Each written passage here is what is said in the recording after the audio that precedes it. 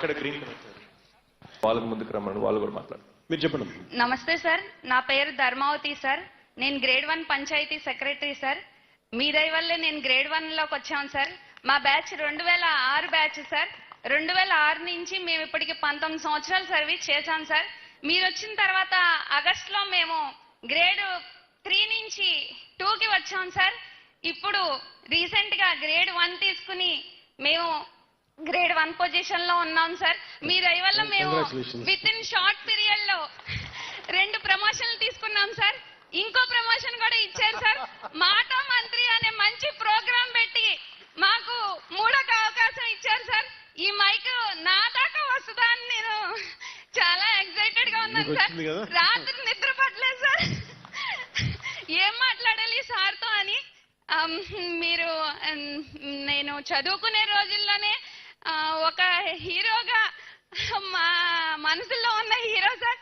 కానీ అలాంటి వ్యక్తి మాకు మినిస్టర్ గా వచ్చినందుకు, ఒక పంచాయతీరాజ్ వ్యవస్థని రాజులా పరిపాలించే అధికారి మాకు వచ్చినందుకు తెలియజేస్తున్నాం సార్. అంతేకాకుండా చిన్న రిక్వెస్ట్ ఏంటంటే సార్, మా పంచాయతీలో మేజర్ శానిటేషన్ సార్. శానిటేషన్ కి గ్రీన్ అంబాసిడర్స్ కి జీతాలు ఇవ్వలేని పొజిషన్ లో కొన్ని పంచాయతీలు ఉన్నాయి సార్.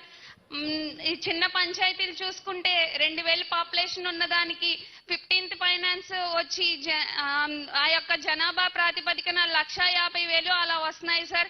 దాంట్లో గ్రీన్ అంబాసిడర్ ని 1000 జనాభాకి ఒకళ్ళు చొప్పున పెట్టమని తెలియజేస్తున్నారు సార్. అలాగే శానిటేషన్ అమ్మ ఒక్క చిన్నదమ్మా, అందరు పంచాయత్ సెక్రటరీ కూడా డిప్యూటీ సీఎం గారి దృష్టిలో ఇది ఉంది. కొన్ని పంచాయతీలకి రిజిస్ట్రేషన్ నుంచి ఎక్కువ డబ్బులు వస్తున్నాయి, కొన్ని పంచాయతీలకు రావట్లా.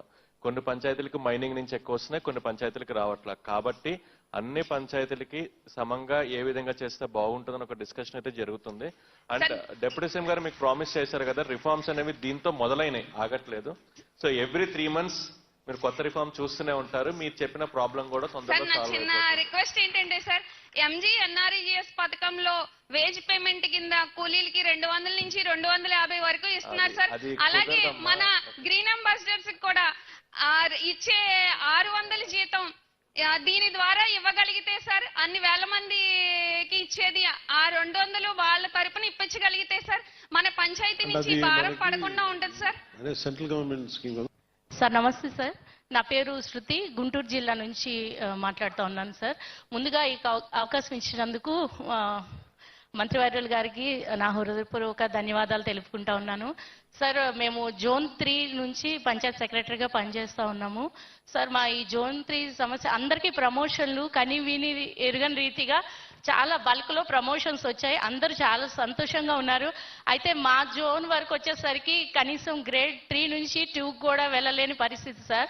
ఒకరి మీద ఒకరు కేసెస్ వేసుకోవటం వల్ల మేమే ఆగిపోతా ఉన్నాము. దయచేసి మీరు మా గురించి ఆలోచించి ఏదైనా ఒక నిర్ణయం తీసుకొని మా అందరికి ప్రమోషన్ కి మీరు సహకరించాలని కోరుకుంటున్నాను. ఎందుకు కేసులు వేసుకున్నారు sir? With your permission sir.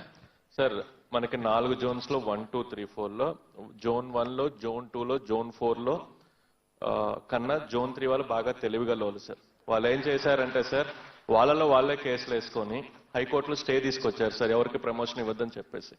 ఇప్పుడు తీసుకొచ్చి మనల్ని సెటిల్ చేయమన్నారు sir. Sir with your permission, already వాళ్ళ అసోసియేషన్ వచ్చి మీతో మాట్లాడినప్పుడు లాస్ట్ టైం మీరు ఏఏజీ గారికి కూడా ఇన్స్ట్రక్షన్ ఇచ్చారు ఈ కేసు తొందరగా చేయమని.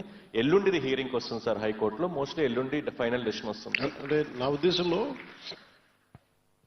అంటే ఇలాంటి అంటే ఉద్యోగ సంఘాలు ఉన్నాయి కాబట్టి, అంటే ఒకసారి కోర్టులకు వెళ్ళిన తర్వాత అది కోర్టు పనితీరులోనో లేదంటే డిలే అయిపోతాను. ప్రతి చోట ప్రతి జోన్లో వచ్చి ఆ పర్టికులర్ జోన్లో రాకపోవడానికి కొంత ఉద్యోగ సంఘాల ప్రతినిధులతో కూడా కూర్చోబెట్టి కొంత నెగోషియేట్ చేయడం, లేదంటే కొంత అధికారులు కూర్చోబెట్టి కొంత కేసులను విత్డ్రా చేసుకోమని చెప్పడం, లేదంటే అంటే ఎవరికి కాకుండా పోతుంది కదా, విలువైన టైం ఎవరికి కాకుండా పోతుంది లేదంటే కొంచెం. సార్ దాదాపు 41 మంది కేసు వేశారు సార్. 37 మంది ఇప్పుడు విత్డ్రా చేసుకున్నారు సార్. ఒక 4 ఇంకా కేసు ఫైట్ చేస్తున్నారు సార్.